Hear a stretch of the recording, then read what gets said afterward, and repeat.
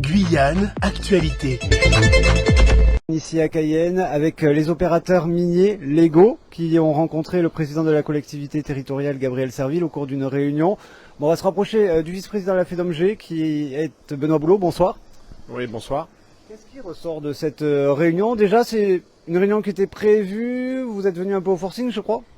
Alors, pas forcément au forcing, on va dire que c'est une réunion informelle.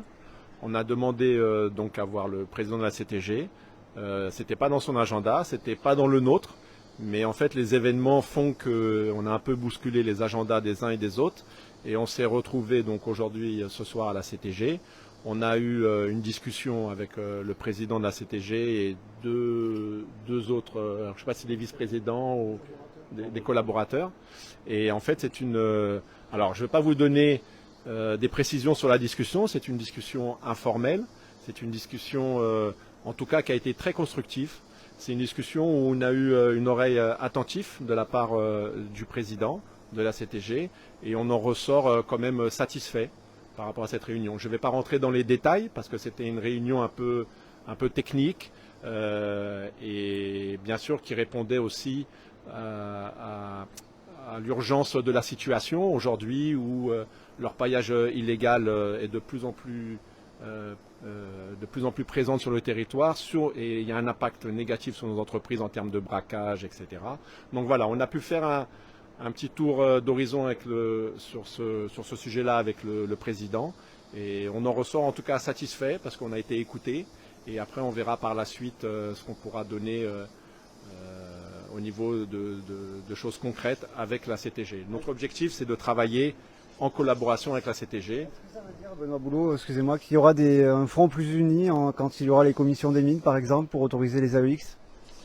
Alors, en fait, au niveau des conditions des mines, je ne sais pas si on ira jusqu'à là, parce que chacun se fait son idée. C'est le but d'une commission des mines, en fait. On ne peut pas demander aux uns et aux autres d'être toujours sur la faveur d'un sujet, d'apporter le soutien à un projet. Parce qu'en fait, dans une commission des mines, le but, c'est la confrontation des idées, la confrontation technique du dossier, etc. Donc, on ne peut pas demander à la CTG ou même n'importe quelle administration de nous soutenir systématiquement. Ça dépend de chaque projet, en fait. Donc, dans ce sens-là, on ne va pas intervenir au niveau de la CTG. On lui laisse le libre arbitre. Et ce n'est pas notre domaine d'intervenir là-dessus ou de faire pression sur la CTG ou même sur n'importe quelle autre organisation. Et sur la proposition du préfet évoquée samedi après-midi lors de la conférence de presse sur le remplacement d'orpailleurs illégaux par des orpailleurs légaux sur des sites occupés, c'est quelque chose que vous avez réussi à vous mettre d'accord avec le président de la CTG? Alors, en tout cas, le président de la CTG reste, d'après ce qu'il nous a dit, de la conversation qui s'est suivie, il reste très sensible à cette question de l'orpaillage illégal. D'ailleurs, il faisait partie de la commission parlementaire, donc il est très bien placé à ce sujet. Et bon, à ce niveau-là, je veux dire, il y a consensus sur l'idée qu'il faut que les opérateurs illégaux arrêtent immédiatement leur activité. Donc ça, c'est à l'État de le faire. Il en est bien conscient. Et bon, là-dessus, il y a consensus que ça soit que l'orpillage, comme on l'appelle comme ça, soit arrêté. Après, est-ce que ça sous-entend que nous, systématiquement, on prenne la place des illégaux? Ça, c'est une autre histoire. Pourquoi? Parce que est-ce que la ressource est encore là? Est-ce que les illégaux ont déjà tout pris? Donc, la CTG n'a pas pris position là-dessus. Outremernews.fr, le site de l'actualité Outre-mer, 24 heures sur 24 et 7 jours sur 7.